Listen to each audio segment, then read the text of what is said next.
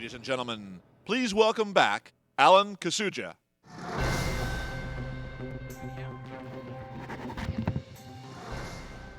looking out for my name. I can't quite see it here. I am here, I guess.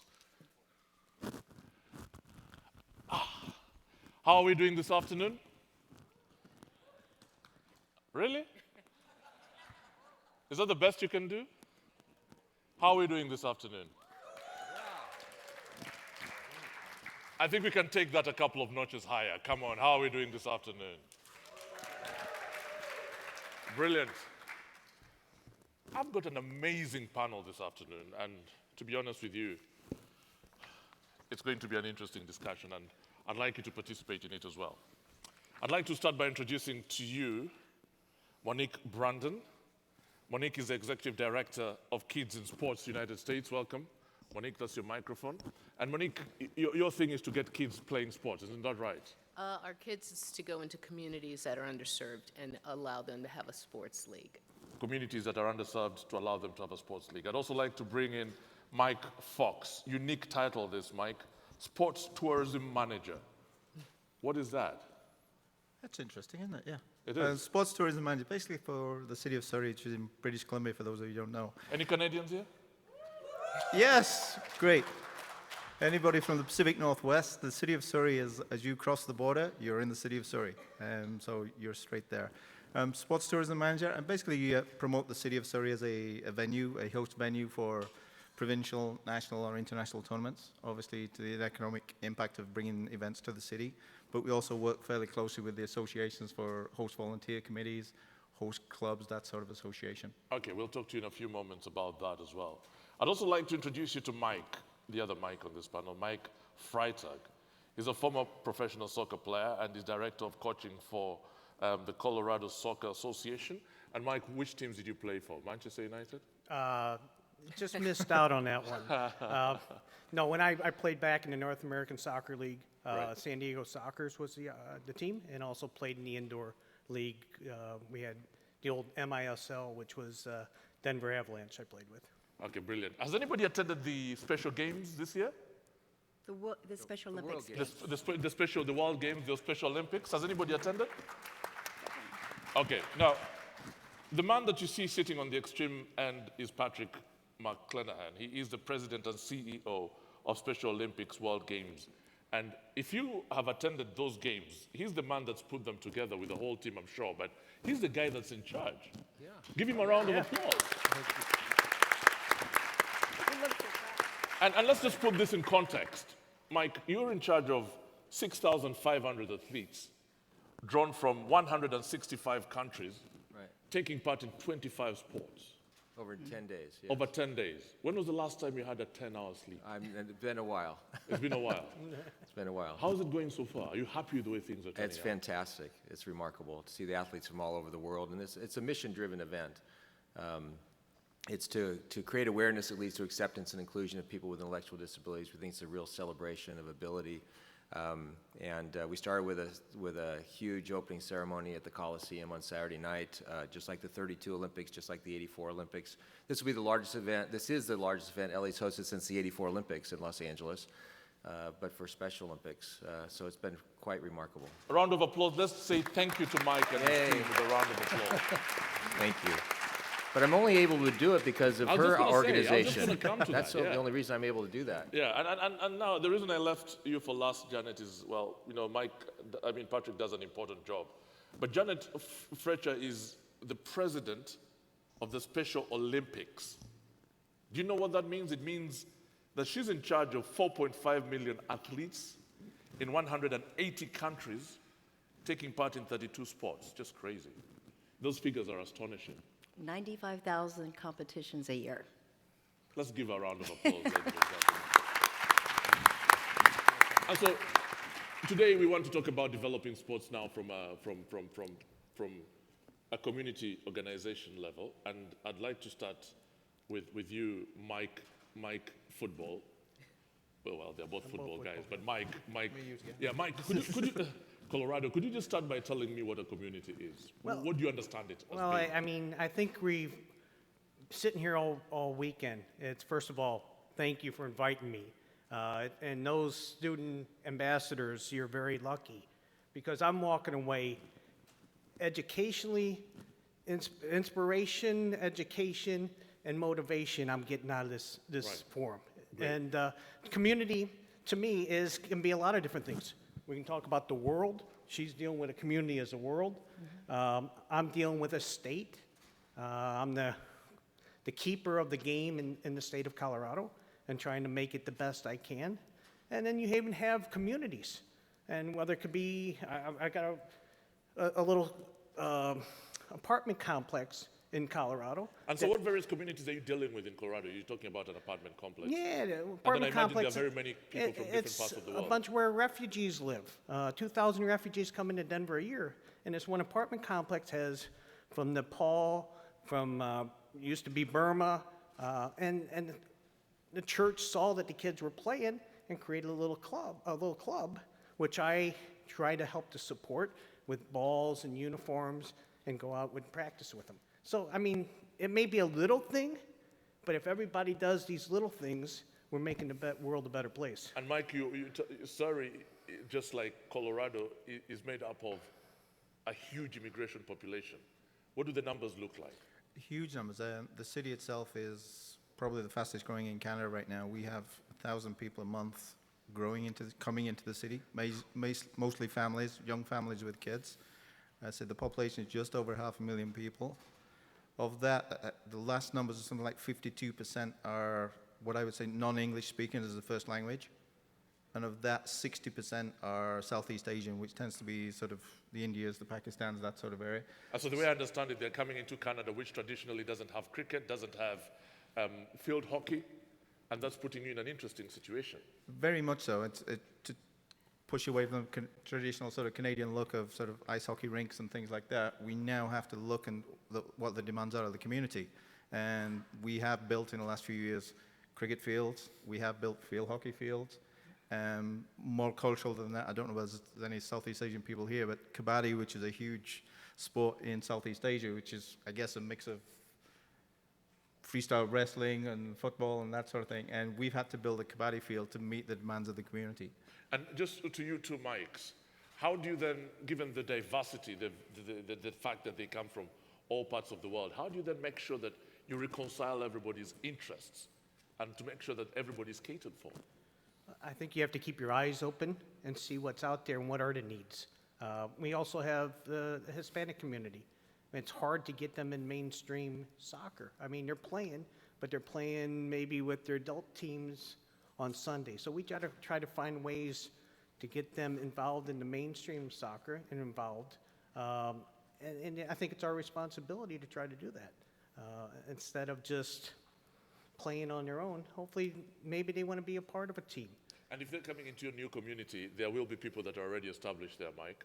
And how do you then make sure that they don't force them out? They don't they don't create their own little, they're integrated into the society. Yes, a number of years ago, the city started a policy and a task force that sent people out into the community. We now have people working in sport and recreation who are from these communities, who volunteered with those task force. So that relationship is being built at that level, and the city has made it a policy to move forward with that sort of process.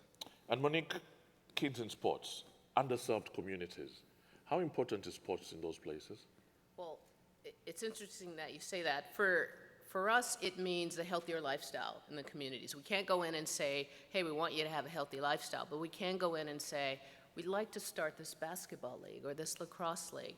For us, it's also building a sense of community. So it brings the parent element, it brings the local park element, and brings everybody together to build as a community. And we can't do it alone, and they can't do it alone. And your natural talent as well. And natural talent?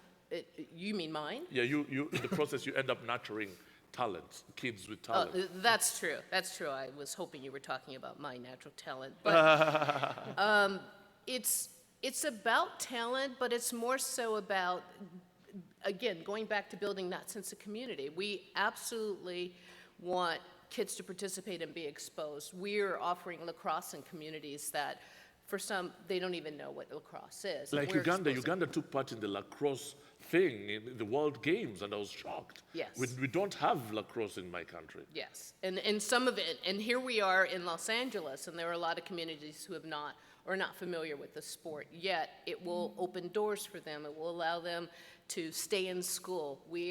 That's how we are benefiting their communities. Because that's the other thing I was going to say about you people who push for sports, especially amongst kids. Don't you end up confusing them, you know? Don't you end up giving them false hope into thinking that, you know, you will end up in the NBA and, you know, you don't need to go to school? How do you strike a balance between school and the need for them to engage in sport? So for us, we're not looking for the next Olympian. I mean, if we get that lucky, so be it. Our goal is solely exposure, is solely the sense of belonging to something. You can play. It doesn't matter what your talent level is for us. And at 17, the really talented folks are really trying to participate in their high school sports, yet we're still offering those sports because they may not be that talented. So our goal is more inclusion than it is bringing in the most talented of all kids. Yeah, I mean, I hate to belabor this, but Okay. in many communities, underserved communities, I like that phraseology, it's amazing. You have more sports people on TV from, say, the African American community, but they don't get to hear too much about the doctors that are excelling. They don't get to hear too much about the lawyers that are excelling. How do you make sure that you convince them that it's actually a great thing to remain in school? Okay. And so our goal there is by using their own parents to come in and become role models. Our coaches are trained in that vein. We create 650 volunteers a year just in our programs, and that is taught to them. There is no indication on our end that we're looking for the next star. We are supporting it in terms of community building and supporting it in terms of participation, and Right. that's our primary And that's goal. a policy thing. That's absolutely. And that's anyone something- can play. Right, brilliant. And Mike, how important is money? You have to make money for this to work. It has to be We sustainable. have to see a return, that's for sure, on the sports tourism side of it. But we see that through it's the payment of facilities through the city of Surrey. We win bids, we win events through the facilities Yeah, that and I'm we've not already really invested in. specifically zeroing in on you, but I'm talking about generally. And this is something that any of you guys can weigh in on. Because, you know, for this whole, it's all good. It has a good moral tone to it. But it has to make money for it to be sustainable. You can't keep going back to the people who fund you, the sponsors, and asking them for money. How do you make sure that you build a sustainable, you build a sustainable system? Mike, sorry, you, yes. Both two. It is difficult, that's for sure. And there are a lot of good supporters in the community it's the volunteers that come out, it's the staff that come out, and the cities, our own city is very supportive of those things. And there is money there that's pumped into sport. We want mass participation, we want people out there competing that helps us with sort of health costs later on and competition and that sort of thing. And that has to be emphasized, the health implications, the health Yep. cost as well. And what about you, Mike? It's funny because our sport, football or soccer, it's unfortunate in our country, we're probably the only country in the world where you pay to play. And that deters some players from playing. And we got to find ways to offset those costs and find it where... What ways? Well, I think, you know, everybody wants to support Special Olympics. But when you say, I'm with the normal soccer community out there, not the Special Olympics or top soccer, and everything is from the parents' pockets to pay. So we have to find, I think, ways to put our thinking cap, find corporations to help offset costs. Facilities is a big thing. We have to continue to build facilities, and some metropolitan areas or municipalities have done a great job, and other ones, they don't. So Okay. we have to find ways to knock down those barriers to make it happen. Brilliant. I'm going to come to the audience in a moment, but I'd like to now bring you in, so you can talk to me, Patrick, about tying in all this stuff that you've been listening, and making sure that games actually happen in a city like Los Angeles. Big word for us is engagement. In fact, my my staff, we've been at this for 4 years to put these games on, and as CEO, my staff refers to me as the Chief Engagement Officer. It's my responsibility to engage people, to come alongside of us and magnify what we're capable of doing. I think in order to do that, you have to create a value proposition for them. So for a corporation, for Special Olympics, and you do keep going back to them and asking them for money. But you can do that. You can do that if you create a value proposition. And for us, it's engaging their employees. And when their employees come out as a team activity, you see fans in the stands. We don't charge tickets for the events this week. You'll see fans in the stands wearing their Deloitte shirts, for instance. Well, those employees are going to come back as better employees when these games are over. They're going to understand overcoming adversity with courage, determination, and joy. So there's a value proposition for the corporate sponsor, and so you do create that. And so engagement, we have to engage for volunteers, we have to engage for staff, corporate sponsors. It's been a remarkable, but that's the key, is what's the win-win proposition? What's my message? What's my desired response? How do I deliver that message to get that? And so it's what's in it for them. And it's okay for them to be selfish, because our athletes are the beneficiaries of it. It's a brand that people want to be associated with, and so create those opportunities for them, for their employees to be engaged and for their company to get that benefit of goodwill. And Janet, from a global perspective now, listening to what Mike has what Patrick has just said, what are the challenges you see from a global perspective? Or do you have any challenges at all? No, in terms of No? So we believe that a soccer ball, a basketball can change lives. We know it can save lives, and we know it can change lives. For us, sport does a number of different things, and we are in 180 countries around the world. So for us, sport, we're talking about the most marginalized population in the planet. These are people who have been left out of education systems, health systems, certainly employment. They have enormous rates of abuse and neglect. They are the most marginalized people on the planet. Sport, for them, builds confidence and skills. For many of them, it's the first time they've ever belonged to anyone or anything. They are people who have been hidden because they're viewed as contagious or a curse that your parent did something awful and you're cursed with a child with intellectual disabilities. So for us, we've got to build and connect through sport. The other thing that we use sport to do is to show the world what people with intellectual disabilities are capable of doing. Because if they can see them score a soccer goal and see how brave, persistent, determined they are, they realize they're people that they want in their societies. And because of that, what we do, sport, is life-changing and it's life-saving. People with intellectual disabilities live lives that are 16 years shorter than anyone else. Not because of their condition, because they don't have any access to health care. I'd like you to stay with you for a second. Give me a story to illustrate what you're saying. Tell me something that you've seen where lives have actually been changed. Sure. Oh, I can give you millions, I can literally, imagine. of I can stories. imagine. I'll give you a few. Malawi. One of our athletes we found tied to a tree. Tied to a tree? Tied to a tree because his mother was very ashamed of him, had no one to look after him when she had to go to work because her husband left because he was embarrassed by their child. And she had to tie him to a tree so she could go to work. He had no access at all whatsoever to health care, none. Our athletes, we're going to screen, we just screened 1,000 athletes yesterday, and on average we'll find half of them have never had an eye exam. Half of them have never seen a physician. So life-changing, and that there's no access. And so we use sport to bring in medical practitioners to collect data about the neglect of people with intellectual disabilities and to build the case that they should be integrated into society. And when people see them through sport and what they're capable of doing, they say, this is someone that I want to engage with. And so everybody here is involved in sport. And to us, what everyone can do is encourage someone to play with you.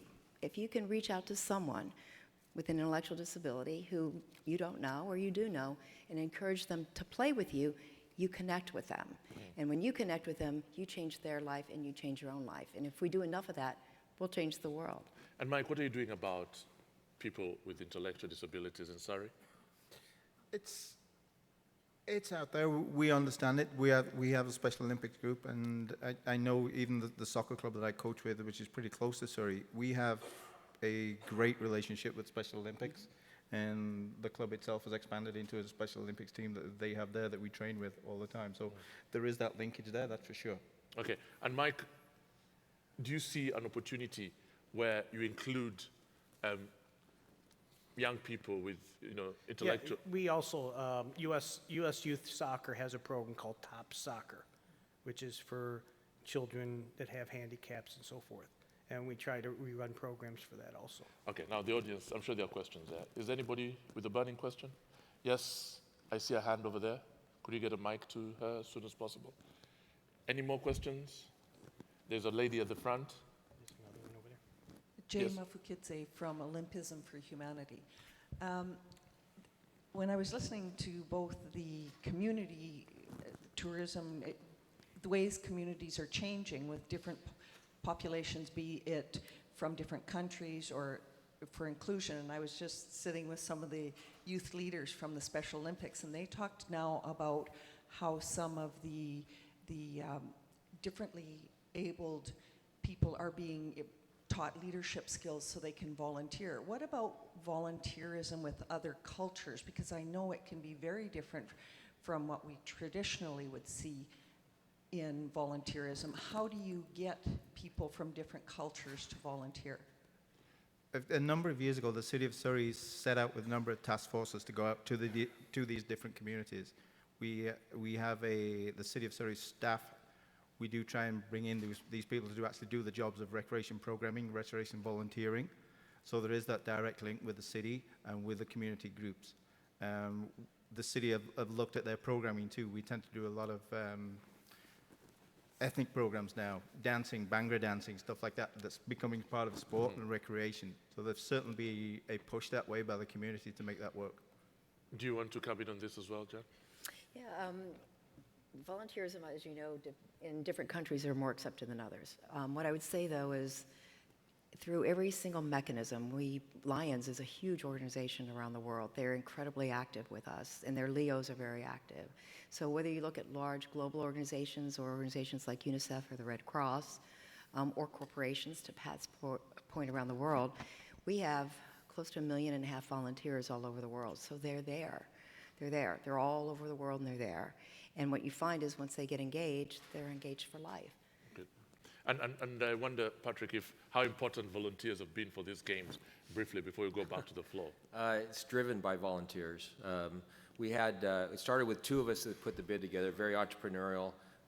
We have grown to be about 350 employees, which is very small in Olympic standards and the scope of what we're doing. So we're driven by volunteers. We've had over 27,000 people come to sign up on our website to be a volunteer. We had another 4,000 to be team captains for fans in the stands. Fans in the stands, we've had 122,000 people sign up to be fans in the stands this week to volunteer. The great thing about Special Olympics is you show up saying, I'm here to volunteer, and by the end of the day, you're like, okay, who's helping who here?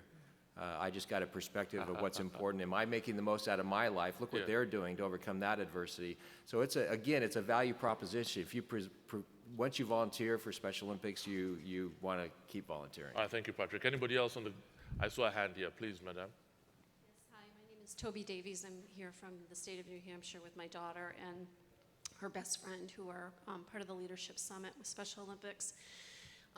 Professionally, I'm a researcher and faculty member at the university, and I study poverty alleviation and workforce development for people with disabilities. I've promoted for my daughter an inclusive education, and I'm currently working on a grant proposal to promote inclusive college access for people with intellectual disabilities. My question to those of you up there that represent Special Olympics: what can Special Olympics do with your international partners to promote economic development, employment opportunity for people with disabilities? That's an important question. Right, so what we actually find is our athletes are 3 times more likely to be employed than people with intellectual disabilities who don't participate in Special Olympics. So one of the things that we do is we help build those confidence skills, and we connect through the workplaces. We actually just had a group yesterday morning here of some of the largest companies, Coca-Cola, Mattel, Bank of America, Microsoft, and we were actually working with them on how to share best practices about integrating people with intellectual disabilities in their workplaces. What we also have a lot of data with is that people with intellectual disabilities have a much lower turnover rate within their organizations, and they're far happier employees. So there's actually quite a bit that we can do and do in terms of partnering with the corporate world. Okay, let's take another question. Anybody else? I saw a hand over there. Okay, there's someone over there. Let's take this question first. Hello, my name is Andrew Howe, and I'm from University of Texas at Austin. Thank you all for what you've done for the youth, the underprivileged, the marginalized, but my question is about what we have done and how we can better include the elderly, thank you, either in the community level or in the policy level. That's a very interesting point. Are there any elderly people involved in these games, Patrick? Oh yeah, the first thing you learn when you volunteer, you come on and get involved with Special Olympics is that we refer to them as athletes, not kids. People endearingly want to refer to them as kids. Their ages 8 to 80. We have a 75-year-old competing this week. It's all ages. That's interesting. And in addition to that, there's young athletes that is younger than 8 to get them involved early, but it's all ages. And Monique, when you're dealing with kids, how important are the elderly? I know it's a ridiculous question, but I think there's a question in there somewhere because you can't really.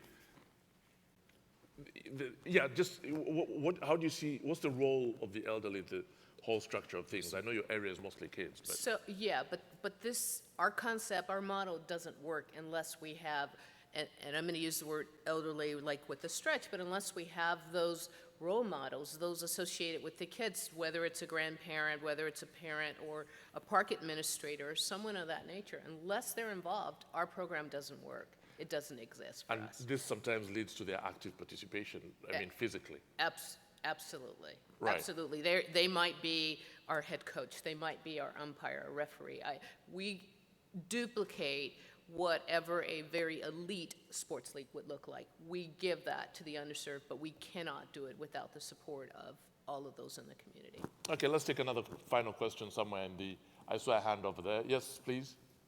Hello, my name is Francis Chitao, and I'm from Malawi, and I am currently a student at the African Leadership Academy. At the African Leadership Academy, we have a course called African Studies, where we learn about Africa's past, present, and future. During this course, we learn about the damaging effects of colonialism, to slavery, to horrific human rights violations being committed in various conflicts within Africa. So all of these events have morally and internally scarred the consciousness of many Africans who have witnessed such events. So my question to the panel is that, in what ways can leaders use sports to begin the process of healing a morally wounded society? Thank you. That's a very interesting point, and I'd like to talk about Rwanda, for example, Janet. Mm-hmm. You had President Kagame at the opening of the Games, and Rwanda post the genocide, sports was used to help with the healing process. And he asks an important question. What do you say to that? It's massive. It's massive. We partner all over Africa and I'll give you a great example, right in Malawi. We hosted a summit of African leaders. We started with a sport event that was professional footballers with our athletes with intellectual disabilities to be able to demonstrate the respect between those professional footballers and people with intellectual disabilities, again, to change attitudes, open hearts and minds. And then we brought together a great deal of data about people with intellectual disabilities, and the African leaders and their ministers committed to working together to be able to bring their countries together to support people with intellectual disabilities. And the genesis, the foundation of that was sport.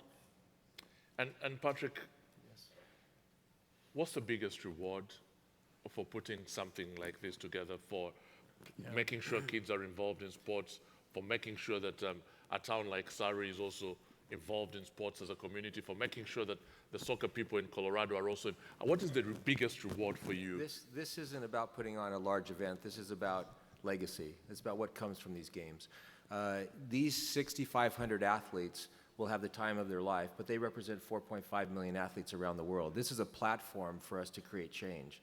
And so Mrs. Shriver's vision had a second part to it. One, you change the lives of people with intellectual disabilities, good health, self-confidence, determination. But two, the greatest thing that we can do for people that are marginalized or that have intellectual disabilities is to change the hearts and minds of people without intellectual disabilities, so that kids befriend them in school, so that employers hire them for jobs. It's a mind shift of realizing that they have great value to our community. And the kind of the secret, she never said this, but I think the secret scheme of Mrs. Shriver was that when you learn to love our athletes, which is really easy to do, you tend to look at all people of differences and really realize that we all have value. And that's the big picture of what we're doing. When you saw 165 countries march in, and you saw Iran and Israel athletes exchanging the torch, and you saw American and Cuban athletes exchanging the torch, it was a platform to say that cuts through all that's going on in the world, and an opportunity to change hearts and minds. Let's give my panel a round of applause, ladies and gentlemen. It's incredibly fascinating. You start with the kids, you end up with the whole town, and then you end up with the city putting up the games, you end up with the state participating in games, and you end up with the whole world that's a much better place. Thank you very much for being part of it, and my name is Alan KASUJJA. Thank you.